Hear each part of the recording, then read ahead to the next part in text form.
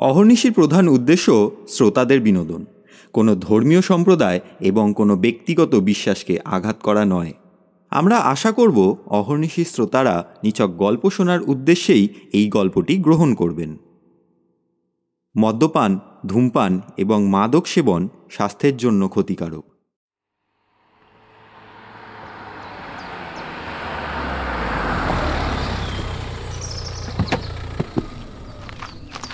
এবারের গরমের ছুটিতে সপরিবারে দেওঘরে বেড়াতে এসে দারুণ খুশি বিক্রম ও রিন্টু।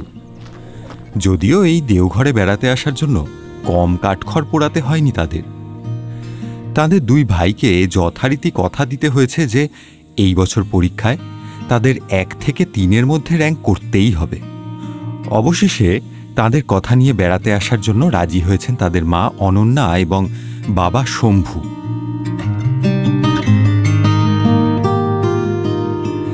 দেওঘরের মনোরম পরিবেশ তাদের সকলের চিত্তে এক অপূর্ব নির্মল শান্তি এনে দিয়েছিল। এমনই একদিন ত্রিকুট পাহাড়ের উপর ঘুরতে বেরিয়ে এক গুহার সামনে হঠাৎই জটাজুটোধারী সন্ন্যাসী বেরিয়ে এসে তাদের রাস্তা আটকে দাঁড়ান এবং দৃঢ় ও গম্ভীর গলায় শম্ভুবাবুকে উদ্দেশ্য করে বলে ওঠেন, কি রে বেটা, ঘুরতে এসেছিস? কিছু দিয়ে যা। ভ্যাবাচাকা খেয়ে শম্ভুবাবু সন্ন্যাসীকে কিছু টাকা দিতে গিয়েছিলেন। তুই টাকা দিচ্ছিস আমাকে? আমি তোর কাছ থেকে টাকা চেয়েছি? জানিস জানিস আমি কে? সকলের মুখ শুকিয়ে গিয়েছিল সন্ন্যাসীর কথা শুনে। সন্ন্যাসীর সারা শরীর প্রায় উলঙ্গ, কোমরে সামান্য কৌপিন পরিহিত আছে মাত্র, মুখে দাড়ি গোঁফের জঙ্গল, চোখ দুটো টকটকে লাল, আর কপালে একটা লাল সিঁদুরের তিলক। দেখলেই বোঝা যায় এই সন্ন্যাসী কাপালিক গোছের কেউ। টাকা ছাড়া আমার কাছে দেওয়ার মতন তো আর কিছু নেই বাবা। আপনি আমার দক্ষিণা গ্রহণ করে আমায় কৃতার্থ করুন। দক্ষিণা? আমি হলাম পিশাচ সিদ্ধ মন্ত্রবরীর পূজারী, আর আমাকে তুই দিচ্ছিস সামান্য 2 টাকা? বরং আমার যজ্ঞের ব্যবস্থাটা করে দে। কি যজ্ঞ বাবা? এক বিকট অট্টহাসি হেসে হঠাৎই সন্ন্যাসী খপ করে বিক্রমের হাতটা চেপে ধরে। সে যজ্ঞ আমি এই ছেলেকে নিয়েই করতে চাই। আমি একবার দেখেই বুঝতে পেরেছি এই ছেলের মধ্যে সমস্ত লক্ষণ আছে। আমার জীবনের শেষ কাজটা একমাত্র এই ছেলেটাই করতে পারবে। প্রচণ্ড ভয় পেয়ে যায় বিক্রম। ওর বাবা মাও আঁতকে উঠল কাপালিকের কথা শুনে। কি বলতে চান উনি? বিক্রমের মধ্যে কি লক্ষণ দেখতে পেয়েছেন উনি, যার জন্য বিক্রমকে দক্ষিণা চাইছেন? বিক্রমের মা অনন্যা কাপালিকের কথা শুনেই এক হাত দিয়ে ছেলেকে ঝটকা দিয়ে সন্ন্যাসীর হাত ছাড়িয়ে টেনে নিজের দিকে নিয়ে আসেন, আর শম্ভুবাবুর দিকে তাকিয়ে বলে ওঠেন, এক্ষুনি এখান থেকে চলো, এখানে আর 1 মিনিটও আমি দাঁড়াবো না।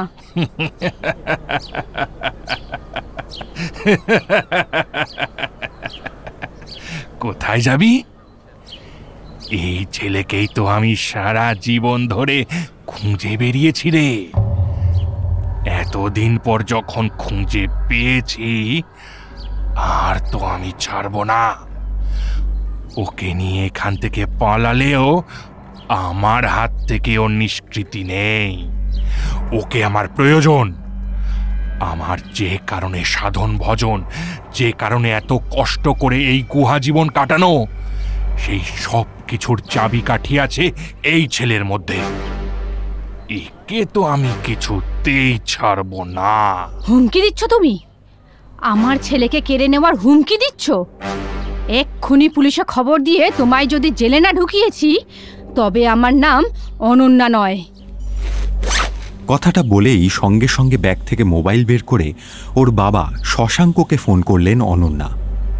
অনন্যার বাবা শশাঙ্ক কলকাতা পুলিশে একজন ঊর্ধ্বতন অফিসার ছিলেন। রিটায়ার করলেও পুলিশ মহলে ওনার বেশ ভালো খ্যাতি এবং জনপ্রিয়তা এখনও আছে। অনন্যা তাই সাথে সাথে ওনাকে ফোন করে ঝাড়খণ্ড পুলিশে যোগাযোগ করে এই সন্ন্যাসীর কথা জানাতে বললেন। সেই সাথে এই লোকটা ওদের বিক্রমকে যে কেড়ে নিতে চাইছে সেটাও জানালেন। ফোনটা রাখার সাথে সাথেই সন্ন্যাসীর দিকে তাকিয়ে চমকে উঠলেন অনন্যা। ওনার চোখ দুটো থেকে জল পড়ছে। যেখানে ফোন করার ঠিক আগেই ওনার চোখ দিয়ে অগ্নি বর্ষিত হচ্ছিল, সেই চোখ এখন অশ্রু সজল। দেখো অনন্যা, তোমার এক ফোনেই সাধু বাবা ভয় পেয়ে কেঁদে ফেলেছেন। এবার নিশ্চয়ই উনি ক্ষমা চাইবেন। তুমি এক কাজ করো, বাবাকে ফোন করে কোনো স্টেপ নিতে বারণ করে দাও। পুলিশ কেস হলে তো আমাদেরও ঝামেলা বাড়বে। কখনো না। আমার ছেলেকে আমার কাছ থেকে কেড়ে নেওয়ার হুমকি দেবে, আর আমি চুপ করে বসে থাকবো? ও জানে না যে আমি কে। এই টাইপের লোকেদের তুমি চেনো না। ওরা সমাজের জন্য বিপজ্জনক। এদের ছেড়ে রাখাটা ঠিক নয়। হ্যাঁ, তাহলে এখানে দাঁড়িয়ে থেকে আর লাভ নেই। চলো আমরা চলে যাই, পুলিশের কাজ পুলিশ করবে। এই বলে বিক্রমকে আর ওর ভাই রিন্টুকে নিয়ে অনন্যার শম্ভু চলে যাওয়ার জন্য পিছন দিকে ফিরতেই হঠাৎ সেই সন্ন্যাসীর গম্ভীর কণ্ঠ শোনা গেল। পুলিশে ফোন করার জন্য ভয়ে আমার চোখে জল আসেনি রে মূর্খ। আমার চোখে জল এসেছিল ভবিষ্যৎ দেখতে পেয়ে। তোরা জানিস না যে আমি কে, কতখানি ক্ষমতা আছে আমার। তোদের ভূত ভবিষ্যৎ সবকিছু আমার নখদর্পণে। পুলিশের কোনো ক্ষমতাই নেই যে আমাকে ছুঁতে পারবে। শুধু একটা কথা জেনে রাখিস, যে উদ্দেশ্য নিয়ে আমার এতদিনের সাধনা, তাতে তোদের এই ছেলেকে আমার কাছে একদিন আসতেই হবে। ও না এলেও আমি ঘুরব ওর চতুর্দিকে অদৃশ্য হয়ে। তোরা শুধু দেখা ছাড়া আর কিছুই করতে পারবি না। সন্ন্যাসীর কথা শুনে অনন্যা আর শম্ভুর পা থেমে গেল। অনন্যা পিছনে ফিরতেই চমকে উঠলেন। পিছনে সেই সন্ন্যাসীর চিহ্ন মাত্র নেই।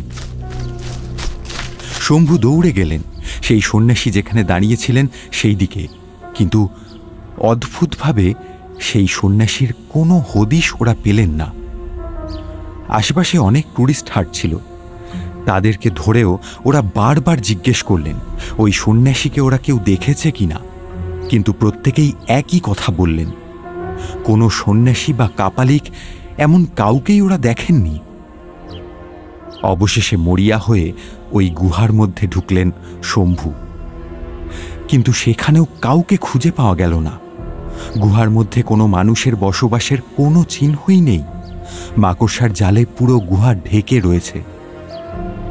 ভয়ে সাদা হয়ে গেল শম্ভু আর অনন্যার মুখ। রিন্টুও ভয়ে কাঁপতে থাকল। শুধু ভয় পেল না বিক্রম, বরং সবকিছু দেখে ওর মনে কৌতূহলের সঞ্চার হলো।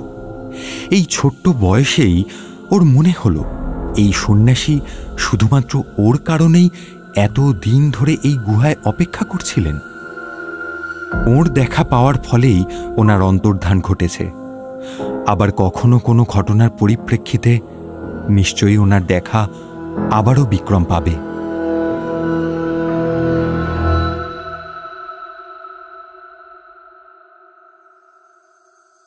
বলো কি পরান দাদু, এই গ্রামে আজও কেউ রাতে বাড়ির বাইরে পা রাখে না? না ডাক্তারবাবু, না। তেনাকে আজও এই গ্রামের সকলে জমের মতন ভয় পায়। তেনার আত্মা যে আজও মুক্তি পায়নি। তেনাকে একবার দেখলে কেউ নিজের প্রাণ বাঁচাতে পারবে না গো। বিক্রমের ভ্রু কুঁচকে গিয়েছিল এই কথাগুলো শুনে। এত বছর কেটে গিয়েছে, বলতে গেলে 1 শতাব্দী। এই স্মার্টফোনের যুগেও এই গ্রামের লোকজন এখনো এই কুসংস্কার হৃদয় বয়ে নিয়ে বেড়াচ্ছে। শুনে হাসি পেয়ে গিয়েছিল ওর, কিন্তু বৃদ্ধের মুখের উপর হাসলে সেটা ওনাকে অপমান করা হবে, তাই কোনো ক্রমে হাসি চেপে রেখেছিল মনের ভিতর। কিন্তু এই পরাণ নামক লোকটার কথা শুনে বেশ কৌতূহল জেগেছিল ওর মনে। বিক্রম একজন ডাক্তার। মাত্র দিন 7 হলো ডাক্তারি পাশ করার পর মেডিকেল অফিসারের চাকরি পেয়ে আচমকা এই গণ্ডগ্রামে বদলি হয়ে এসেছে। জায়গাটার নাম মন্ত্রবাগান। শোনা যায় বহু বছর আগে এক সাধক নাকি এই গ্রামে এসে আস্তানা গেড়েছিলেন। তখন এই এলাকা ছিল ঘন জঙ্গলে ঢাকা। তার টানে দূর দূরান্ত থেকে অনেক মানুষ এই অঞ্চলে ছুটে ছুটে আসত। সেই থেকে এই জঙ্গল ধীরে ধীরে একটা ছোটখাটো গ্রামে পরিণত হয়। সেই সাধুই এই গ্রামের নাম দিয়েছিলেন মন্ত্রবাগান। প্রথম যখন বিক্রম নামটা শুনেছিল তখন ওর কানে তা বড়ই মধুরভাবে বেজেছিল। মন্ত্রবাগান নামের ইতিহাস জানার জন্য বড়ই অধীর হয়ে উঠেছিল সে। মন্ত্রবাগানে যে বাড়িতে ও ভাড়া নিয়ে উঠেছে সেখানকার বৃদ্ধ কেয়ারটেকার পরাণকে সে পুনরায় জিজ্ঞাসা করল, আচ্ছা পরাণ দাদু, এই যে তুমি বললে যে তেনাকে সবাই জমের মতো ভয় পায়, তা তোমার এই তিনিটা কি? আর ওনাকে সবাই এত ভয় পান কেন যে রাতের বেলা কেউ বাড়ি থেকেই বের হয় না? এ ঘটনা আজ থেকে 100 বছরের পুরানো। সেই সাধু নাকি এই গ্রামের চতুর্দিক মন্ত্রশক্তি দিয়ে বেঁধে দিয়েছিলেন যে বাঁধন অতিক্রম করে কোনো অপদেবতার সাধ্য নেই এই গ্রামে প্রবেশ করে। গ্রামের সকলে ভগবানের ন্যায় ভক্তি করত সাধু বাবাকে, নিত্যদিন পূজার্চনা করত। তখন এই অঞ্চলে নাকি আর কেউ অন্য কোনো পূজা আর্চাও করত না। সাধু বাবাই ছিলেন গ্রামের একমাত্র আরাধ্য দেবতা। তারপর হঠাৎ একদিন প্রবল বৃষ্টির রাতে সেই দেবতাকেই মৃত অবস্থায় পাওয়া গেছিল ওনার কুটিরের মধ্যে। তখন আমার ঠাকুরদা ছিলেন এই সাধু বাবার একজন ভক্ত। তিনি নাকি নিজের চোখে দেখেছিলেন সব কিছু। সাধু বাবা নিজের কুটিরের মধ্যে পড়েছিলেন। ওনার চোখ দুটো ছিল উল্টানো, মুখ দিয়ে গলগল করে রক্ত পড়ছিল। সেই ভয়ঙ্কর দৃশ্য দেখে গোটা গ্রামে আতঙ্ক ছড়িয়ে পড়েছিল। কেউ ভয়ে সাধু বাবার মৃতদেহের ধারে কাছেও যায়নি। সবাই বলেছিল কোনো অপদেবতা এসে শেষ করে দিয়ে গেছিল ওনাকে। আর তারপর থেকেই প্রায় রাতে কারুর না কারুর অপমৃত্যু হচ্ছিল গ্রামের ভিতর। সেই থেকে গোটা গ্রামে এক ভয়াবহ আতঙ্ক ছড়িয়ে পড়ে, সাধু বাবার আতঙ্ক। এতদিন যাকে গোটা গ্রাম ভগবানের আসনে বসিয়েছিল, তার মৃত্যুর পর লোকমুখে রটে গেছিল সাধু বাবার অতৃপ্ত আত্মা নাকি রোজ রাতে গোটা গ্রাম ঘুরতে বেরোয়। যে বা যারা তাকে দেখতে পায় তারা কেউ আর জীবিত ফিরতে পারে না। অনেকে ভয় পেয়ে গ্রাম ছেড়ে পালিয়েও গেছিল। কিন্তু সাধু বাবার দর্শন যদি কেউ পেত, সে পালিয়েও নিস্তার পেত না। গ্রাম ছেড়ে পালালেও সেই সাধু বাবার প্রেতাত্মা তার পিছু ছাড়ত না। কিসের জন্য সাধু বাবার প্রেতাত্মার এই গ্রামের উপরে এত আক্রোশ ছিল সেটা কেউ ধরতে পারেনি। কিন্তু সেই থেকে এই গ্রামে রাতের বেলা কেউ কোনোদিন বাড়ির বাইরে পা রাখেনি। রোজ রাত 9টা বাজলেই গোটা এলাকায় যেন শ্মশানের স্তব্ধতা নেমে আসে। সেই সাধু বাবা নাকি রাত 12টার সময় মারা গেছিলেন। তাই ওই সময়ের যথেষ্টই আগে গোটা গ্রামের সমস্ত বাড়িতে তালা পড়ে যায়, দোকানপাট বন্ধ হয়ে যায়, রাস্তায় ঘোরাফেরা বন্ধ হয়ে যায়, এমনকি কুকুরদের ডাক অবধি শুনতে পাওয়া যায় না। অধীর আগ্রহে সবাই যেন অপেক্ষা করে থাকে সাধু বাবার পদধ্বনি শোনার জন্য। বুঝলেন ডাক্তারবাবু? নিন, 9টা বাজে, আপনি খেয়ে শুয়ে পড়ুন। আর হ্যাঁ, কোনো আওয়াজ শুনতে পেলে কিন্তু বাইরে যাবেন না।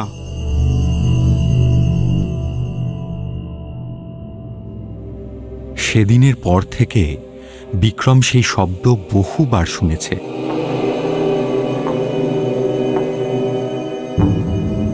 যেন কেউ খড়ম পরে হেঁটে বেড়াচ্ছে গ্রামের রাস্তা দিয়ে। ঠিক রাত 12টার পর শোনা যায় ওই শব্দ। বিক্রমের খুব ইচ্ছে ছিল বাইরে বেরিয়ে দেখার, কিন্তু ঠিক সাহস হয়নি তার, বা বলা ভালো পরাণ দাদু সাহস দেখাতে দেয়নি। শুধু একদিন বিক্রম একটা টর্চ জেলে রাস্তার উপর ফেলে যে হাঁটছে তার চেহারা দেখার চেষ্টা করেছিল।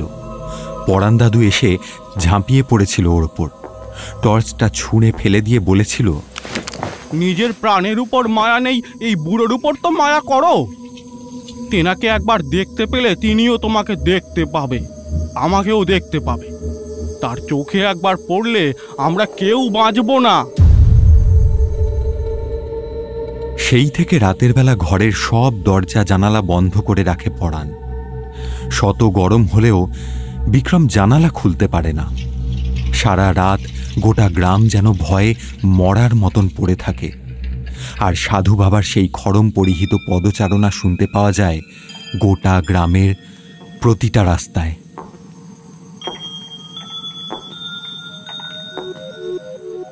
এমনকি বিক্রম মন্ত্রবাগানের যে সরকারি হাসপাতালে বদলি হয়ে এসেছে, সেখানে অবধি রাতে কোনো ডাক্তারকে পাওয়া যায় না। একদিন হাসপাতালের প্রধান ডাক্তার অতীন্দ্র মোহনকে প্রশ্ন করেছিল বিক্রম, ইমার্জেন্সি কোনো পেশেন্ট রাতে এলে কি করেন? মন্ত্রবাগানে রাত্রে কোনো মানুষ বের হয় না ভাই। এমার্জেন্সি পেশেন্ট যদি রাতের বেলা হাসপাতালের উদ্দেশ্যে বের হয়, সে না খুঁজে পাবে কোনো ডাক্তারকে, আর না সে নিজে বেঁচে থাকবে। ওই কালান্তক জম নিয়ে যাবে তাকে।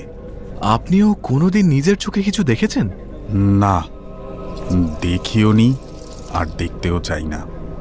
তবে হ্যাঁ, যারা তার দেখা পেয়েছে তাদের কিছু নমুনা চোখের সামনে দেখেছি। মানে? ওনার দর্শন যারা পেয়েছে তাদের বেশিরভাগই অন্ধ হয়ে গেছে। কেউ কেউ তো মুখ থেকে রক্ত উঠে মারা গেছে, বা কারণ মৃত্যু হয়েছে আগুনে পুড়ে। কিন্তু অনেক হয়েছে, যাও কাজে মন দাও। এই 12 নম্বর বেডের পেশেন্টের খবর কি? মন্ত্রবাগানে বিক্রম যবে থেকে এসেছে তবে থেকেই কিছু অদ্ভুত ঘটনা লক্ষ্য করেছে। প্রথমত, এই গ্রামের প্রত্যেকের পোশাক আশাক। এরা কেউ আধুনিক পোশাক পরে না। পুরুষেরা সব ধুতি পরেই ঘুরে বেড়ায় এখনো। হাসপাতালের ডাক্তাররাও সেই পুরনো আমলের পোশাকেই থাকে। বরং বিক্রমের পোশাকের দিকে সবাই কিরকম ভাবে যেন তাকায়। বিক্রমের মনে হয় সে যেন এলিয়েন গোছের কেউ। দ্বিতীয়ত, এই গ্রামে মোবাইল ফোন কেউ ব্যবহার করে না। হাসপাতালে আদ্যিকালের একটা ল্যান্ডফোন আছে, দেখে মনে হয় যেন ইংরেজ আমলে সেটা ব্যবহৃত হতো। বিক্রম আজ অবধি এই 7 দিনেও কোনো গ্রামবাসীকেই মোবাইল ফোন ব্যবহার করতে দেখেনি। এখানে মোবাইলের নেটওয়ার্কও পাওয়া যায় না। এতখানি গণ্ডগ্রাম যে এখনো ভারতবর্ষে আছে, সেটা এখানে না এলে বিক্রম কোনোদিন জানতেই পারত না। তৃতীয়ত, হাসপাতালের পরিকাঠামো। কোনো আধুনিক যন্ত্রপাতি, ওষুধপত্র কিছুই এই হাসপাতালে মজুদ নেই।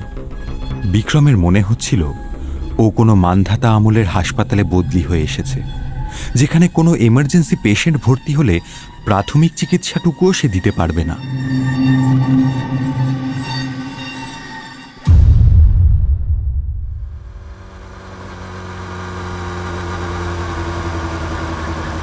সেদিন হাসপাতাল থেকে ফেরার পথে বিক্রম সেই পরিত্যক্ত পোড়ো জরাজীর্ণ কুটিরটা একবার দেখতে গেল।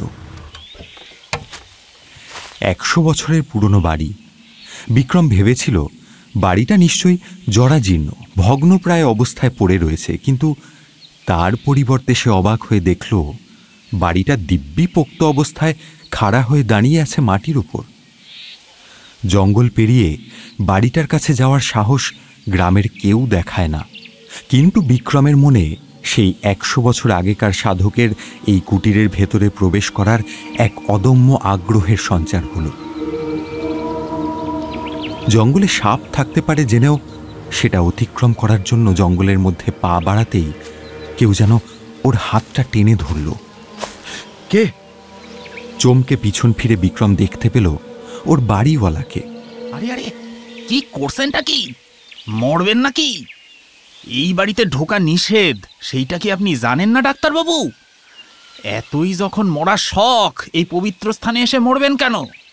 জানেন না এটা আমাদের ভগবানের আশ্রম? হ্যাঁ, সে এমনই ভগবান যে মৃত্যুর 100 বছর পরেও তার ভয়ে রাতের বেলা আপনারা ঘরে খিল দিয়ে বসে থাকেন, তাই না বলুন? কথাটা শুনেই অধীরথের মুখটা কেমন যেন শুকিয়ে গেল। অধীরথবাবুর করুণ মুখের দিকে তাকিয়ে বিক্রম আর পা বাড়ালো না কুটিরের দিকে, বাড়ি ফিরে এলো।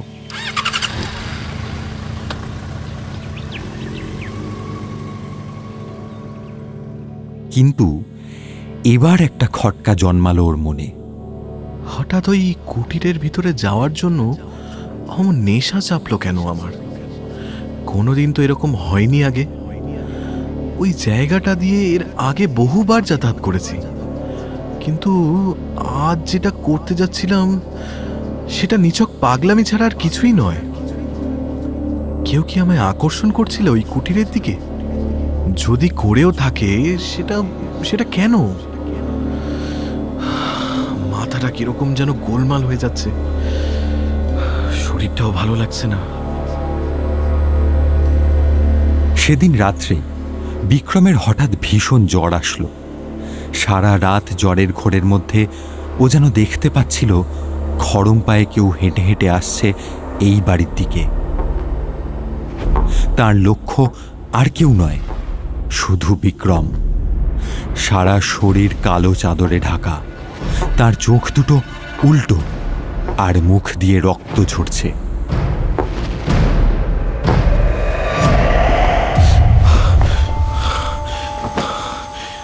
ঘুম ভেঙে ঘামে ভেজা শরীরে ধর্মর করে বিছানার ওপর উঠে বসল বিক্রম।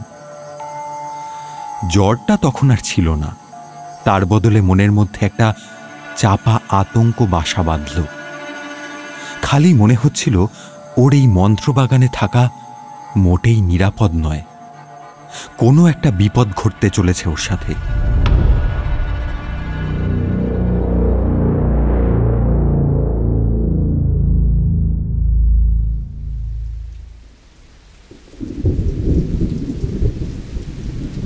পরদিন সকাল থেকেই হঠাৎ আকাশের মুখ ভার, শুরু হলো তুমুল বৃষ্টি।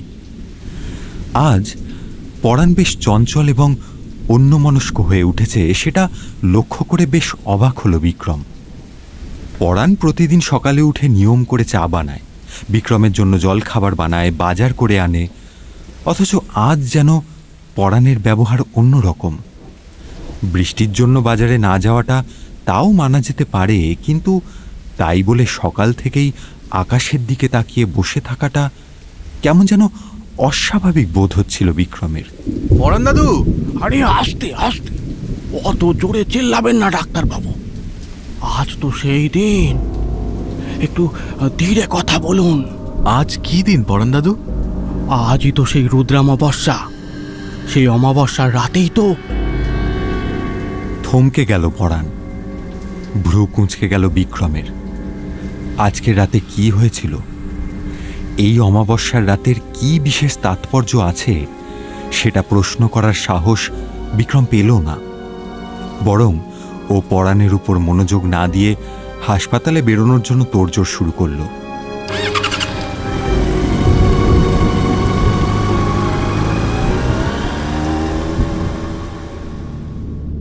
এই তুমুল ঝড় বৃষ্টির মধ্যে আজ একটাও রুগী আসেনি হাসপাতালে। অতীন্দ্রমোহনও সারাদিন নিজের চেম্বার থেকে বের হলেন না। সারাদিন বেশ চুপচাপ কাটানোর পর সন্ধেবেলা যখন বিক্রম সদ্য সব জিনিসপত্র গুছিয়ে বেরোনোর জন্য তোড়জোড় করছিল, ঠিক তখনই মোবাইলটা বেজে উঠল ওর। এখানে আসা থেকে মোবাইল টাওয়ারের কোনো অস্তিত্ব টের পায়নি বিক্রম, তাই খুশি মনে ফোন ধরতেই ওপাশ থেকে শোনা গেল অতীন্দ্রমোহনের গলা। হ্যালো হ্যালো, হ্যাঁ তুমি কি বেরিয়ে গেছো? না স্যার, এই যে বেরোচ্ছিলাম। হ্যাঁ শোনো না, আমার একজন পেশেন্ট হঠাৎ অসুস্থ হয়ে পড়েছে, বিছানা থেকে উঠতে পারছে না। মন্ত্রবাগানের উত্তর দিকেই বাড়ি, তুমি কি একবার দেখে আসতে পারবে? ভ্রু কুঁচকে গেল বিক্রমের। আজ অবধি অতীন্দ্র স্যার কোনোদিন ওনার পেশেন্ট বিক্রমকে দেখতে বলেননি, কোনোদিন ফোনও করেননি। হঠাৎ এরকম অদ্ভুত অনুরোধ? স্যার কি খুব ব্যস্ত? সারাদিন তো ঘরের বাইরে ওনার টিকিটিও দেখতে পাওয়া যায়নি। সকাল থেকেই দরজা বন্ধ। কি এমন করছেন উনি ঘরের ভিতর? এত রকম প্রশ্ন মাথায় এলেও কথা বাড়ায়নি বিক্রম। স্যার, মন্ত্রবাগানের উত্তর দিকে তো অনেকগুলো বাড়ি আছে। এক্স্যাক্ট অ্যাড্রেসটা দিলে ভালো হতো। শোনো, তুমি ওইখানে গিয়ে আমায় একটা ফোন করবে। পেশেন্টের বাড়ির লোককে আমি বলে দিয়েছি, তুমি ফোন করলেই ওরা এসে তোমায় নিয়ে যাবে। ওখানে যে বড় বট গাছটা আছে, তুমি ওখানেই দাঁড়িও। ফোন করব? স্যার, এখানে তো নেটওয়ার্কই থাকে না। যা বাবা, টাওয়ার না থাকলে আমি এখন তোমায় ফোন করলাম কি করে? সরকার কয়েকদিন আগেই এই গ্রামে একটা টাওয়ার বসিয়ে গেছে, খবর পাওনি? যা গিয়ে যা বললাম সেটা করো দেখি, বেশি প্রশ্ন করো না। ফোনটা রেখে বর্ষাতি গায়ে চাপিয়ে বৃষ্টির মধ্যে বেরিয়ে গেল বিক্রম। বাইকের চাবিটা ঘুরিয়ে স্টার্ট দিয়ে যাত্রা করল মন্ত্রবাগানের উত্তর প্রান্তের দিকে।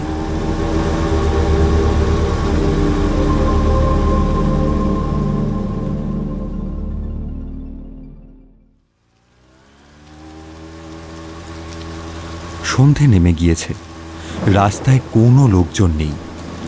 তার মধ্যে অঝোর ধারায় বৃষ্টি পড়ছে। বৃষ্টির মধ্যে খুব ধীর গতিতে বাইক চালাচ্ছিল বিক্রম। বৃষ্টির প্রাবল্যে হেডলাইটের আলোটাও যেন মৃতপ্রায় লণ্ঠনের সমান। 5 হাত দূরেও প্রায় কিছুই দেখা যাচ্ছে না। হঠাৎই ওর মনে হলো সামনের অন্ধকারে কেউ একজন হেঁটে যাচ্ছে। ভালো করে দৃষ্টিপাত করে বিক্রম দেখতে পেল একজন কালো চাদর জড়ানো অথবা বর্ষাতি পরিহিত কোনো ব্যক্তি অন্ধকারের মধ্যে দ্রুত হেঁটে চলেছে রাস্তার ঠিক মধ্যিখান দিয়ে। বিক্রম বারংবার হর্ন বাজালেও সেই কালো মূর্তি কোনো দিকে দৃকপাত না করেই হাঁটছে। বিক্রম না পারছিল ওই লোকটিকে পাশ কাটাতে, না পারছিল ওর পিছন পিছন যেতে। কিছুক্ষণ এভাবে চলার পর হঠাৎ মাথায় কি যেন ভর করল ওর। ধ্যার, ধাক্কা লাগলে লাগুক।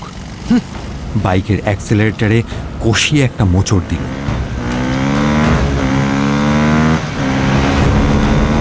সজোরে ধাক্কাটা লাগতেই যাচ্ছিল, কিন্তু কি আশ্চর্য, কেউ কোথাও নেই। লোকটা যেন ভোজবাজির মতন উধাও হয়ে গেছে রাস্তার ঠিক মধ্যিখান থেকে। এতক্ষণ ভুল দেখছিলাম নাকি? কিন্তু সেটা কিভাবে সম্ভব? ভাবতে ভাবতেই সে বাইকটা স্টার্ট দিতে চাইল, কিন্তু না, বাইক আর স্টার্ট নিল না। এই অন্ধকারে এতক্ষণ বাইকের ওই সামান্য আলোটুকুই ভরসা ছিল, কিন্তু এখন বিক্রম কিছুটা ঘাবড়ে গিয়ে স্থির হয়ে কিছুক্ষণ মাঝ রাস্তায় দাঁড়িয়ে রইল। এতক্ষণ ধরে ও যেটা দেখল সেটা আত্মস্থ করার চেষ্টা করল যে এটা কি আদৌ সত্যি নাকি স্বপ্ন। ওই লোকটার আচমকা রাস্তার মাঝখানে আগমন, কিছুতেই বিক্রমকে পাশ কাটাতে না দেওয়া, তারপর আচমকা উধাও হয়ে যাওয়া, কোনোটাই যেন ঠিক স্বাভাবিক ঘটনা বলে মনে হলো না বিক্রমের। নিরুপায় হয়ে বাইক থেকে নেমে পড়ল সে। ততক্ষণে অন্ধকারে চোখটা সয়ে এসেছে। আকাশটা আজ কেমন যেন লাল, একটা লালচে আভা ছেয়ে রয়েছে চারিদিকে। নিরুপায় হয়ে বাইকটা ঠেলে খানিকটা এগিয়ে নিয়ে গেল সে। কিন্তু এই প্রলয়ঙ্কারী আবহাওয়ায় কোন দোকানই বা খোলা থাকবে? আশপাশটা কেমন যেন ঝাপসা আর ফাঁকা। বাধ্য হয়ে পকেট থেকে মোবাইল ফোনটা বের করে অতীন্দ্র স্যারকে ফোন করল ও।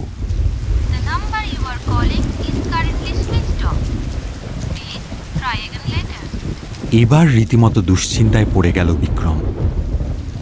গাড়ি খারাপ হয়ে গেছে, স্যারের ফোন অফ, হয়তো টাওয়ার নেই, আশেপাশে কোনো বট গাছও চোখে পড়ছে না ওর, মানুষের তো কোনো চিহ্ন মাত্রই নেই। এবারও কি করবে বুঝতে না পেরে রাগের মাথায় চুল ছিঁড়তে ইচ্ছে করল বিক্রমের। ওহ, আজ বাড়ি থেকে বেরোনোটাই কাল হয়েছে। কিন্তু হঠাৎ একটা কথা মনে পড়তেই ওর সারা শরীরে যেন কাঁটা দিয়ে উঠল। সেই সাধু বাবার জীর্ণ পরিত্যক্ত কুটিরটা মন্ত্রবাগানের উত্তর দিকেই না? কথাটা মনে হতেই বিক্রমের মেরুদণ্ড দিয়ে একটা সাপ যেন কিলবিল করে নেমে গেল। বৃষ্টির তেজটা একটু কমেছে, আশপাশটা এখন একটু স্পষ্টভাবে দেখা যাচ্ছে। বিক্রম দেখল ও যেখানটা দাঁড়িয়ে আছে তার চতুর্দিকে উঁচু উঁচু ঘাস, কিছুটা দূরে অন্ধকারের মধ্যে যেন একটা আবছা দানবের মতন সেই কুটিরটা। বিক্রমের মনে হলো ওই কুটিরটা যেন ওকে প্রবল বেগে আকর্ষণ করছে। ও সেটা অগ্রাহ্য করতে না পেরে জঙ্গলের মধ্যে পা দিল। এক পা করে এগোতে লাগলো কুটিরটার দিকে। ঠিক তখনই মনে পড়ে গেল অধিরথের সাবধানবাণী, মনে পড়ে গেল পরাণ দাদুর কথা। সেই অভিশপ্ত সাধুর ভয়ঙ্কর মৃত্যুর ঘটনা যেন চোখের সামনে স্পষ্ট রূপে ভেসে উঠল ওর। কিন্তু কোনো বাধাই ওকে আটকাতে পারল না। মনে হলো কেউ যেন ওকে সম্মোহন করে টেনে নিয়ে যাচ্ছে ওই বাড়িটার দিকে। এই জঙ্গলের মধ্যে সাপ খোপের ভয় উপেক্ষা করে মন্ত্রমুগ্ধের মতন পা ফেলে ফেলে এগোতে লাগলো বিক্রম। কুটিরটার একেবারে সামনে আসতেই হঠাৎ করে ওর চটকাটা ভাঙল। এ কি, আমি এখানে কি করে? সেই পোড়ো বাড়িটার দরজায় দাঁড়িয়ে আছে ও। আশপাশ সম্পূর্ণ শুনশান। নিশ্ছিদ্র অন্ধকারে চতুর্দিক ঠিকভাবে যেন ঠাহর করতে পারছে না বিক্রম। আচমকা ঠিক ঘাড়ের পাশে অন্ধকার থেকে কেউ যেন কথা বলে উঠল। ডাক্তারবাবু, আমার অসুখের চিকিৎসা করবেন না? ভিতরে আসুন, বাইরে দাঁড়িয়ে কেন? কে? চমকে উঠল বিক্রম। গলাটা কিরকম যেন চেনা চেনা লাগছে না। কে আপনি? এই অন্ধকারের মধ্যে দাঁড়িয়ে কি করছেন? লাফিয়ে পিছনে ফিরে দেখল একজন কালো চাদর পরা লোক হাতে লম্বা একটা লাঠি নিয়ে দাঁড়িয়ে আছে। দেখে কেমন যেন গা ছমছম করতে লাগলো বিক্রমের। চকিতে ওর মনে পড়ল ঠিক এই রকম একটা মূর্তি ও দেখতে পেয়েছিল ঘোর অন্ধকারের মধ্যে বাইক চালানোর সময়, যে মূর্তি সহসা অন্ধকারের মধ্যে হঠাৎ উধাও হয়ে গিয়েছিল। আপনি তো চিকিৎসা করার জন্য এখানে এসেছেন। আমারই যে বড্ড অসুখ। বড় ডাক্তারবাবু বললেন আপনি আমাকে সারিয়ে তুলবেন, তাই তো। এই বাড়িটা তো ভাঙাচোরা পরিত্যক্ত, এখানে তো কেউ থাকে না। তাহলে আপনি এখানে? আসুন আসুন, আরে দেখে যান ভেতরে কে থাকে আর কে থাকে না। সামনে কালো মূর্তিটা ওকে হাতছানি দিয়ে ডাকছে। সে ডাককে উপেক্ষা করতে না পেরে পায়ে পায়ে দরজা দিয়ে বাড়ির মধ্যে ঢুকল বিক্রম। সঙ্গে সঙ্গে দড়াম করে দরজাটা বন্ধ হয়ে গেল। সেই সঙ্গে পুরোপুরি ঘুটঘুটে অন্ধকার হয়ে গেল চতুর্দিক। আপনি কোথায়? আসুন, সামনের দিকে আসুন। কিন্তু আমি তো কিছুই দেখতে পাচ্ছি না। ভালো করে চেয়ে দেখুন। এই তো, এবারে দেখতে পাচ্ছেন? এতক্ষণ অন্ধকারে থাকার জন্য চোখ সয়ে আসতে সামান্য অস্পষ্টভাবে মনে হলো মেঝের উপর অনেকগুলো ছায়া সারিবদ্ধভাবে বসে আছে, আর তাদের প্রত্যেকের শরীরের উপরার্ধ অদ্ভুতভাবে দুলছে। আর ওদের সামনে অস্পষ্টভাবে দাঁড়িয়ে সেই কালো মূর্তি। বিক্রম এক পা করে এগিয়ে গেল। চতুর্দিকে কেমন একটা অদ্ভুত পরিবেশ, একটা অদ্ভুত পচা গন্ধ যেন ভাসছে বাতাসে। গন্ধটা নাকে যেতেই বমি উঠে এলো বিক্রমের। সঙ্গে সঙ্গে পায়ে একটা কিসের সাথে যেন ধাক্কা খেল। মুহূর্তে ওর মনে পড়ল ওর কাছে তো মোবাইলের টর্চ আছে, সেটা এতক্ষণ কেন জ্বালায়নি? পকেট থেকে টর্চ বের করে জ্বালতে যেতেই একটা বরফ শীতল হাত ওর হাতটা শক্তভাবে চেপে ধরল। আলো জ্বালাবেন না, এখানে কেউ আলো সইতে পারে না। সেই হাতটা যেন হাত নয়, একটা বরফ খণ্ড। মেরুদণ্ড দিয়ে আবার ঠান্ডা স্রোত নেমে গেল বিক্রমের। এই হাতটা কি সেই কালো মূর্তির? এটা আর যারই হাত হোক, মানুষের হাত তো হতেই পারে না। মোবাইলটা হাত থেকে পড়ে গেল বিক্রমের। সেটাকে তোলার জন্য ও নিচু হতেও পারছে না, কারণ অন্ধকারে ওর পা যার সাথে ধাক্কা খেয়েছিল এতক্ষণে সেটাও দেখতে পেয়েছে। একটা মনুষ্য দেহ, ঘাড় মটকানো, গলার কাছ থেকে রক্তে ভেসে যাচ্ছে, হাত দুটো উল্টো দিকে মোচড়ানো, চোখ দুটো কেউ খুবলে নিয়েছে, মুখ দিয়ে রক্ত পড়ছে।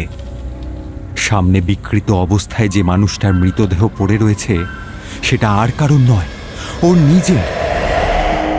এ কি? না না, এ কি করে সম্ভব? কিন্তু ওর আর্তনাদের সঙ্গে সঙ্গে আরও একটা ঘটনা ঘটল।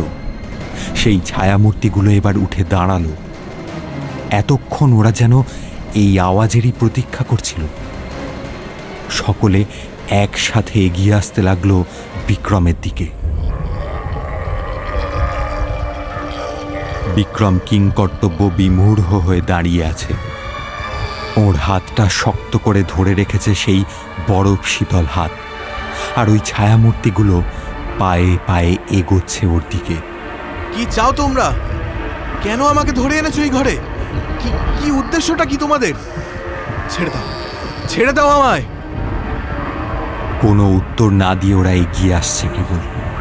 সেই সাথে বাড়ছে বিক্রমের হৃদস্পন্দন। ও দেখতে পাচ্ছে ওদের এগোনোর সাথে সাথে মাটির উপর পড়ে থাকা ওর নিজের দুমড়ানো মোচড়ানো বিকৃত দেহটাও ধীরে ধীরে সোজা হয়ে উঠে দাঁড়াচ্ছে।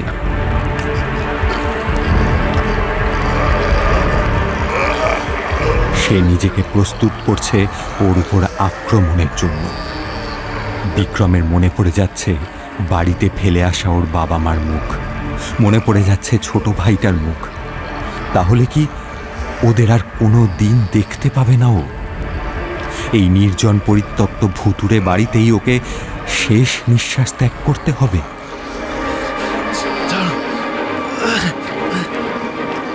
প্রাণ ভয়ে বারবার হাত ছাড়ানোর চেষ্টা করছে বিক্রম, কিন্তু কিছুতেই ছাড়াতে পারছে না। হঠাৎ ওর নিজের গলায় হাত পড়তেই থমকে গেল।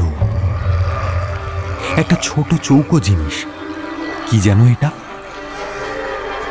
ঘোলাটে মস্তিষ্কে মনে করার চেষ্টা করলো সেটা কি। হ্যাঁ হ্যাঁ, মনে পড়েছে। এটা তো সেই কবচ যেটা ছোটবেলায় এক জ্যোতিষী দিয়েছিলেন তাকে, আর বলে দিয়েছিলেন এই কবচ অপার দৈব শক্তির আধার। ওই কবচ যতক্ষণ তার গলায় থাকবে ততক্ষণ কোনো অশুভ শক্তি ওর কোনো ক্ষতি করতে পারবে না। এই কবচ বাকি প্রত্যেকটা মানুষের থেকে আলাদাভাবে চিহ্নিত করবে ওকে, বিশেষ রূপে ক্ষমতাশালী করে তুলবে। যদি কেউ কখনো ওর গলা থেকে ওটা চুরি করে তবে কবচের দৈব ক্ষমতা অচিরেই লুপ্ত হবে।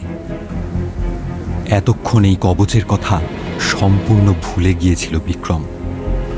এক হাত কবচে স্পর্শ করতেই ওর শরীরে যেন এক অন্তর্নিহিত আত্মশক্তি জাগ্রত হলো। আচমকাই ওর চোখের সামনে ভেসে উঠল বেশ কিছু বছর আগে ঘটা বিস্মৃত প্রায় দেওঘরের সেই সন্ন্যাসীর ঘটনা।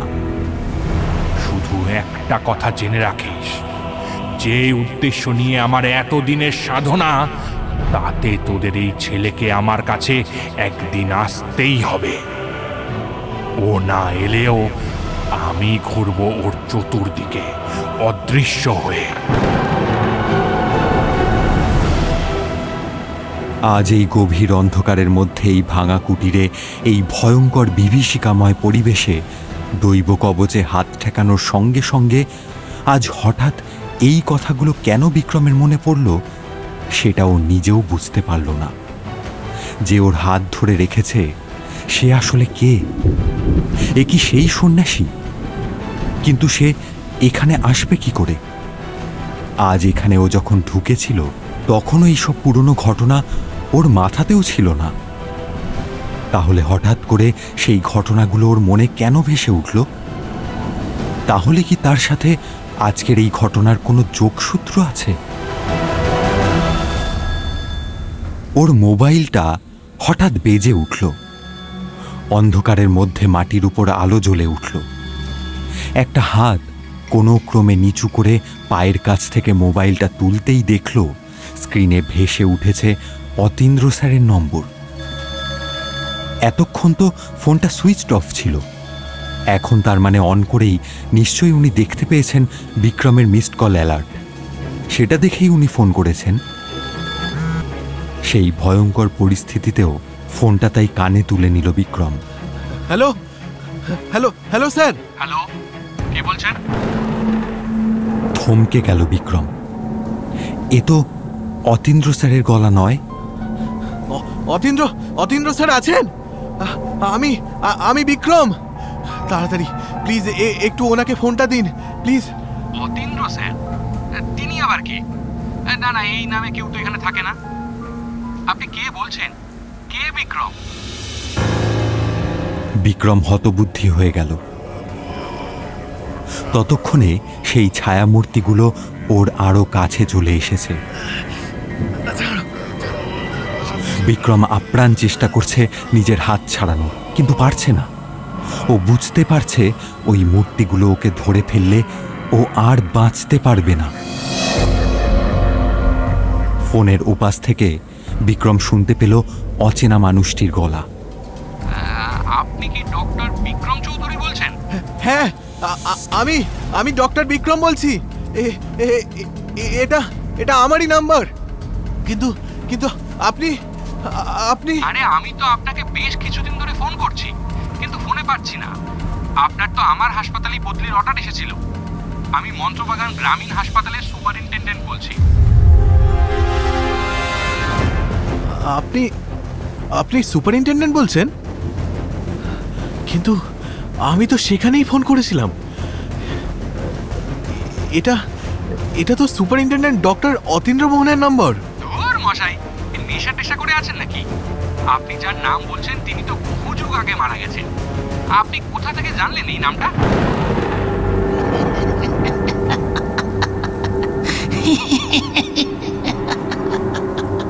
খিক করে একটা হাসি ভেসে এলো বিক্রমের কানে। এই হাসিটাও যেন ভীষণ পরিচিত তার। কিরে ডাক্তার, ভয় পেলি না কিরে? এ তো তোর নিয়তি। তাহলে ভয় পাচ্ছিস কেন?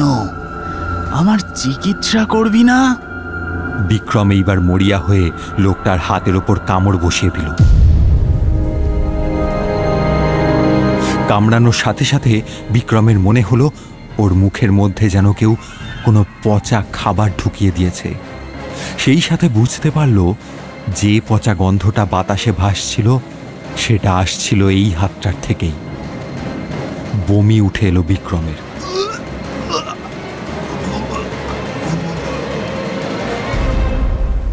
হঠাৎ ওর শরীরে যেন এক আসুরিক শক্তি ভর করল। ও প্রবল জোরে ধাক্কা মারল সেই কালো মূর্তিটাকে। আর সেই সাথেই মোবাইলের স্বল্প আলোয় মূল ফটকটা খোঁজার চেষ্টা করল। কিরে ডাক্তার বাবু, ভয় পাচ্ছিস কেন? আরে আজ তো তোর দিন, তোকেই তো সবকিছু ঠিক করতে হবে। চমকে পিছনে ফিরতেই বিক্রমের কানে ভেসে এলো অধীরথ সর্দারের স্বর। আজ তো আপনার পালালে চলবে না ডাক্তার বাবু। এই আশ্রমে আজ আপনাকে আনা হয়েছে মন্ত্রবাগানের শুদ্ধির জন্যে। আজ আপনাকে আমাদের যে বড় দরকার।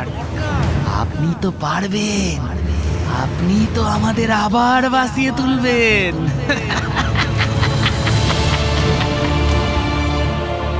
বিক্রমের কান ভোঁ ভোঁ করছে। মাথার মধ্যে কেউ যেন ফিস ফিস করে বলছে, পালিয়ে যা, এক্ষুনি পালিয়ে যা, ওরা তোকে বশ করছে, পালিয়ে যা। বিক্রম দু হাতে নিজের মাথা ধরে ছটফট করতে লাগলো।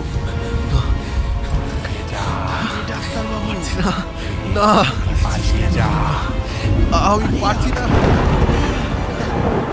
চতুর্দিক থেকে পরিচিত কণ্ঠস্বর শুনতে পাচ্ছে ও, সেই সাথে ওর মাথার মধ্যেও কেউ এক টানা কথা বলছে। ঘন ঘোর অন্ধকারের মধ্যে দরজা খুঁজে পাচ্ছে না বিক্রম। মনে হচ্ছে ও যেন উন্মাদ হতে চলেছে। ঠিক এমন সময় বিক্রমের মনে হলো কেউ যেন ওকে পিছন থেকে ধাক্কা মারল। পড়ে যেতেই বিক্রম বুঝতে পারল ও এখন বাড়ির বাইরে খোলা আকাশের নিচে মাটির উপর এসে পড়েছে। বৃষ্টির জল ওর সমগ্র শরীর ভিজিয়ে দিল মুহূর্তের মধ্যে। বিক্রম কোনো ক্রমে উঠে দাঁড়াতেই দেখতে পেল ওকে ঘিরে দাঁড়িয়ে আছে অজস্র ছায়ামূর্তি। প্রত্যেকটা ছায়ামূর্তি ওর পরিচিত, যাদের গত 7 দিন ধরে প্রায় প্রতিদিন ও চোখের সামনে দেখেছে। অধীরথ সর্দার, পরাণ দাদু, অতীন্দ্র স্যার এবং আরও অনেক চেনা মুখ মুহূর্তের মধ্যে ওর চোখের সামনে ভেসে উঠল। কিন্তু এদের প্রত্যেকের চেহারা বিকৃত, প্রত্যেকের চোখ ওল্টানো, ঘাড় মটকানো, ঠোঁটের কোণা দিয়ে রক্ত ঝরছে। তার মানে কি এরা প্রত্যেকেই মৃত, কেউ জীবিত না? পালিয়ে যা, এক্ষুনি পালিয়ে যা। দৌড়ে ওদের পাশ কাটিয়ে পালাবার চেষ্টা করলো বিক্রম, কিন্তু বৃষ্টির মধ্যে জঙ্গলের ঝোপঝাড়ে পা আটকে ও আবার ছিটকে পড়ল মাটির উপর।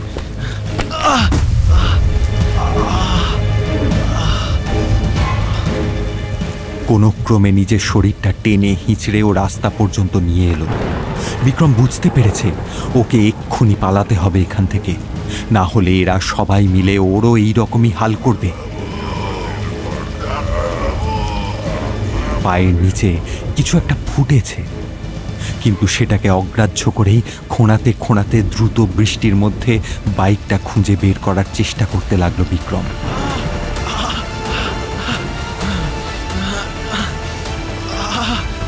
কিন্তু আশেপাশে কোথাও বাইকটার কোনো হদিশও খুঁজে পেল না। ঠিক এমন সময় বিক্রম বুঝতে পারল কেউ যেন আবার ওর হাতটা শক্ত করে চেপে ধরল।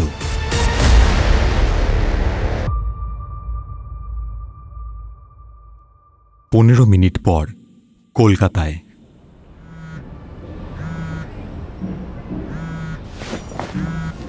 হ্যালো। বিক্রমের মা অনন্যার মোবাইলে একটা ফোন ঢুকল। শম্ভু আজই অফিসের ট্যুরে বাইরে গেছে, কাল সকালেই ফিরে আসার কথা। হ্যালো বিক্রম, বল বাবা, কেমন আছিস? চিনতে পারছিস? ভ্রু কুঁচকে গেল অনন্যার। এ তো বিক্রমের গলা নয়। কিরে, চুপ করে আছিস যে? চিনতে পারিসনি তাই না? অবশ্য চিনবেই বা কি করে? কত বছর আগে শুনেছিলি, মনে না থাকাই স্বাভাবিক। অনন্যা হতভম্ব হয়ে গেল। ও সত্যিই মনে করতে পারছে না কোথায় শুনেছে এই স্বর। কিন্তু একেবারে অপরিচিত তো নয়, কিছুটা চেনা চেনা লাগছে। তোর পুলিশ বাবা আমাকে সেদিন তো ধরতে পারিনি, এখনো খুঁজছে নাকি রে? কি? এতক্ষণে চিনতে পেরেছে সে এই কণ্ঠস্বর। এ তো দেওঘরের সেই সন্ন্যাসীর কণ্ঠস্বর। মোবাইলটা কান থেকে সরিয়ে হাতে নিয়ে দেখল বিক্রমের নম্বর। শয়তান, তুই এখনো আমার ছেলের পিছু ছাড়িসনি? আমার ছেলের ফোন থেকে ফোন করেছিস কিভাবে? আর বিক্রম, বিক্রম কোথায়? এত বছর পরেও তুই আমার ছেলেকে নিষ্কৃতি দিসনি?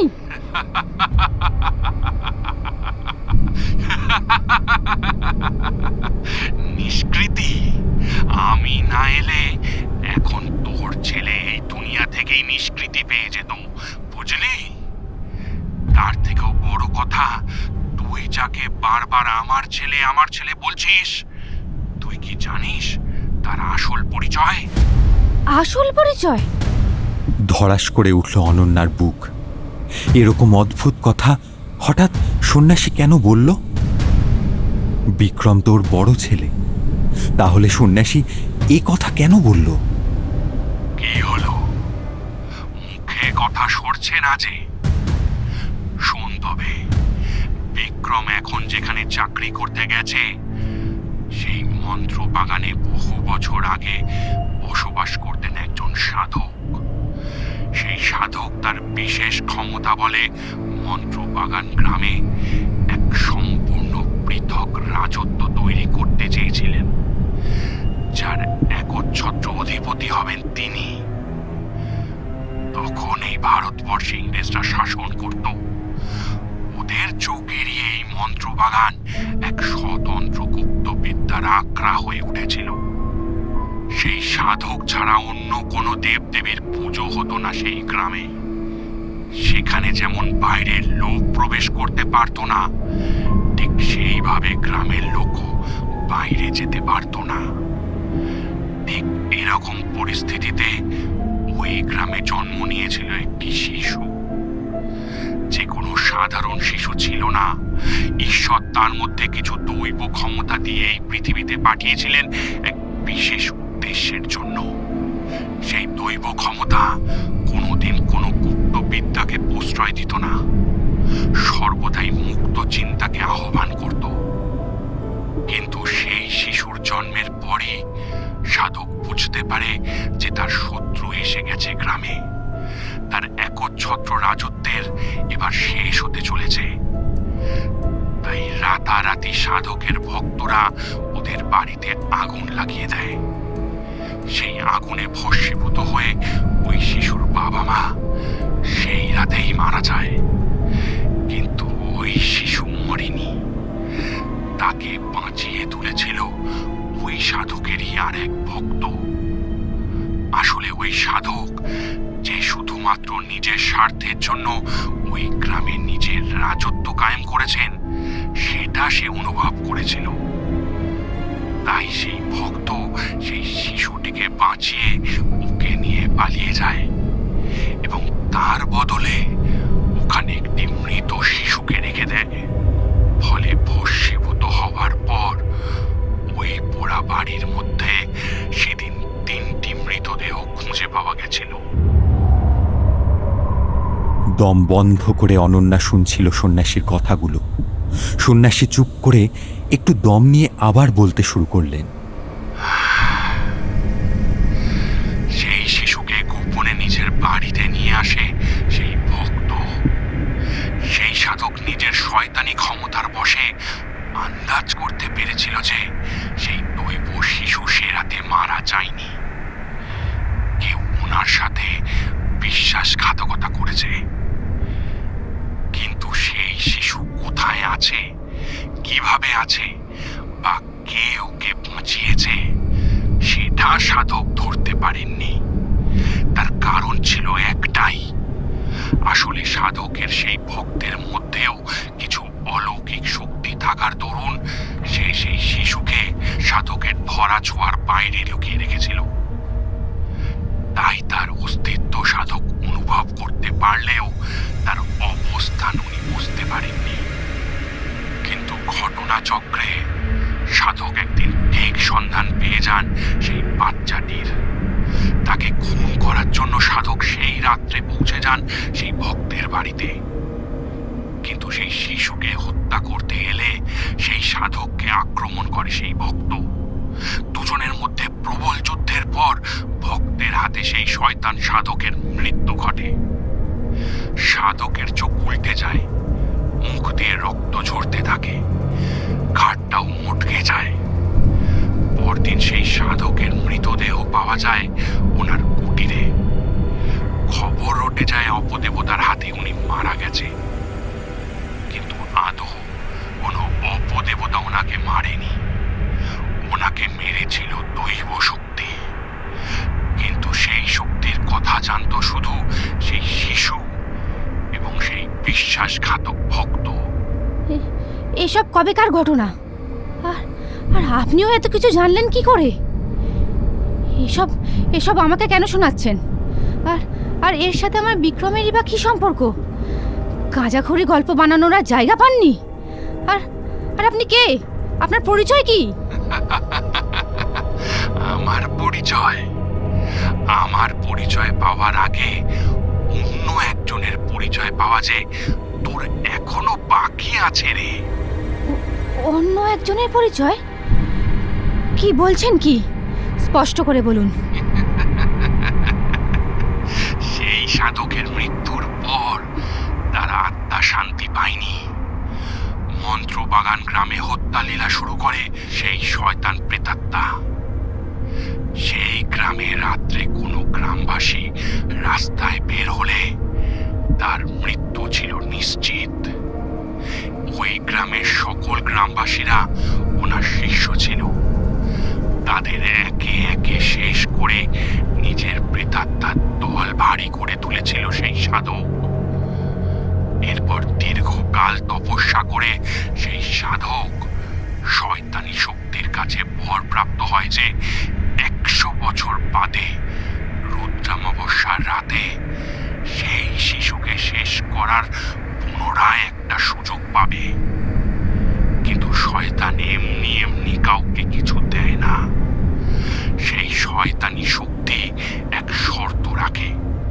যখন সেই দৈব শিশুকে হত্যা করার মুহূর্ত আসবে, তখন সে হবে তার পরম আত্মীয়, তার নিজের সন্তান। কিন্তু তখন তার হাত কাঁপলে চলবে না। নিজের সন্তানকে শেষ করলে তবেই তার তপস্যার সিদ্ধি লাভ ঘটবে। সে পুনরায় নিজের শক্তি ফিরে পাবে, মন্ত্রবাগানের শুদ্ধি ঘটবে। তার মানে আপনি কি বলছেন? তার মানে এই তো, এইবার বুঝেছিস। হ্যাঁ, শম্ভুই সেই শয়তান সাধকের পুনর্জন্ম। আর তোর ছেলে বিক্রম হলো সেই দৈব শিশুর পুনর্জন্ম, যাকে ছল চাতুরি করে মন্ত্রবাগানে নিয়ে যাবার পর আজ এই রুদ্রামাবস্যার রাতে সেই সাধকের কুটিরে নিয়ে গিয়েছিল ওর শিষ্যরা, যারা আজও প্রেতাত্মা হয়ে ঘুরে বেড়াচ্ছে মন্ত্রবাগানের আকাশে বাতাসে। বাবা হয়েও শয়তানের রূপ ধরে তোর ছেলেকে বশ করে আজ রাতে ওকে শেষ করতে মন্ত্রবাগানে গিয়েছিল শম্ভু। তার মানে বিক্রম? না, বিক্রমকে বাঁচাতে আমি পেরেছি, কিন্তু শম্ভুকে পারিনি। আমি চেয়েছিলাম শম্ভুর শরীরে বসবাস করা সেই শয়তান সাধককে শেষ করে শম্ভুর নবজন্ম ঘটাবো, কিন্তু সেটা আমি করতে পারিনি। শম্ভুর শরীর থেকে সাধককে বের করার সময় শম্ভুর আত্মাকেও বেরিয়ে যেতে হয়েছে। তোর স্বামী সন্তান দুজনকে একসাথে বাঁচাতে আমি পারলাম না। শম্ভু আর নেই, আমার শম্ভু। কিন্তু আপনার পরিচয় তো এখনো দিলেন না। কে আপনি? আমার পরিচয় এখনো বুঝতে পারিসনি? আমি সেই শিষ্য যে 100 বছর আগে সেই দৈব শিশুকে বাঁচিয়েছিল, সাধককে হত্যা করেছিল। আপনি তাহলে দেওঘরে? কিন্তু কেন? দেওঘর সেটা তো নিমিত্ত মাত্র। আমি তো মুক্ত, নিরাকার।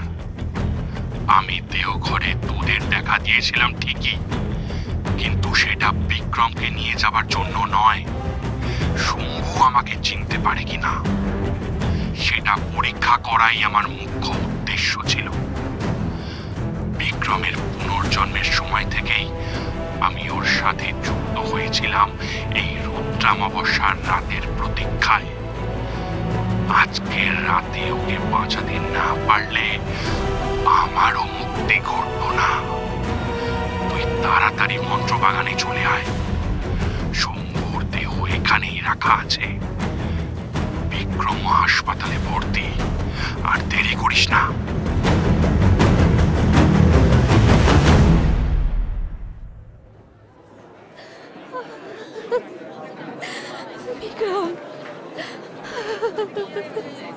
পরদিন সকালে বিক্রমের যখন জ্ঞান ফিরল, তখন চতুর্দিকে পরিস্থিতি দেখে সে অবাক হল। এটা মন্ত্রবাগান গ্রামীণ হাসপাতালই বটে, কিন্তু এক সম্পূর্ণ অন্য রূপ তার। যে হাসপাতালে আধুনিক চিকিৎসা ব্যবস্থা আছে, আধুনিক পোশাক পরিহিত ডাক্তার নার্স ওর চারপাশে ঘুরে বেড়াচ্ছে। অনন্যা ওকে জড়িয়ে ধরে কাঁদছিলেন। জ্ঞান ফিরে মাকে সবটা জানানোর পর অনন্যাও ওকে কাঁদতে কাঁদতে বলেছিল সন্ন্যাসীর মুখে গতকাল রাত্রে শোনা এই মন্ত্রবাগানের আসল ইতিহাস। যে কালো ছায়ামূর্তি ওর হাত শক্ত করে ধরেছিল, সে আসলেই ছিল ওর বাবার হাত। ওর বাবার শরীরে বসবাস করা শয়তান সাধকই রাস্তার মাঝখান দিয়ে ওইভাবে হাঁটছিল। সর্বোপরি ওর বাবাই যে ওকে নৃশংসভাবে হত্যা করার জন্য ওকে বশ করে ওই কুটিরের মধ্যে নিয়ে এসেছিল, সেটা মায়ের মুখে জানতে পেরে সারা শরীরে কাঁপুনি হচ্ছিল বিক্রমের। বাবাকে দাহ করার জন্য বাইরে বেরোলে মন্ত্রবাগানের এক সম্পূর্ণ অন্য পরিবেশ প্রত্যক্ষ করল বিক্রম। এই 7 দিন বিক্রম তার নিজের বাবার কারণে মন্ত্রবাগানের 100 বছর আগের পুরনো পৃথিবীতেই আটকে পড়েছিল। সেই অভিশাপ থেকে মুক্ত হয়ে ও এক নতুন জীবনের আস্বাদন পেল। অধীরথ সর্দার, পরাণ দাদু, কারুর কোনো চিহ্ন ছিল না। মন্ত্রবাগানের উত্তর দিকের বটগাছের নিচের ওই কুটিরটি রাতারাতি এক ধ্বংসাবশেষে পরিণত হয়েছিল বিক্রমের কাছে। সেখানেও গিয়েছিল একটা জিনিস খুঁজতে, সেই লকেট, যেটা ও কাল রাতে অজ্ঞান হওয়ার পর থেকে নিজের গলায় আর খুঁজে পায়নি। সেই জ্যোতিষী ওর ছোটবেলায় লকেট দিয়ে বলেছিল, এই লকেট যে সে লকেট নয়। এই লকেট যদি কেউ পড়ে, সে অপার দৈব শক্তির অধিকারী হবে। কিন্তু কাল রাতে সেই কবচ তার কাছ থেকে কিভাবে হারিয়ে গেল, সেটা বিক্রম বুঝতে পারছিল না। সেটা ওই ধ্বংসস্তূপের মধ্যে অনেক খুঁজেও সে পায়নি। সেই জ্যোতিষীর ভবিষ্যৎবাণী অনুযায়ী ওই কবচ যদি কেউ চুরি করে, সে বিক্রমের সমগ্র দৈব শক্তির অধিকারী হবে। সে কে হতে পারে তার কোনো ধারণা বিক্রমের ছিল না, কিন্তু ওর অনুভব হচ্ছিল এই শক্তি এতদিন বাকি মানুষদের থেকে হয়তো তাকে আলাদা করে রেখেছিল। কাল রাতে সেই শক্তি চলে গিয়ে ঈশ্বর হয়তো বাকিদের মতোই বিক্রমকে স্বাভাবিক জীবনের সুযোগ করে দিয়েছে। দৈব শক্তি হোক বা অশুভ শক্তি, যে কোনো শক্তি কোনো সৎ আত্মাকে বিপথগামী করে দিতে পারে। সেই বাণী কেউ যেন বিক্রমকে বুঝিয়ে দিয়েছিল ওই কবচ হরণের মধ্যে দিয়ে।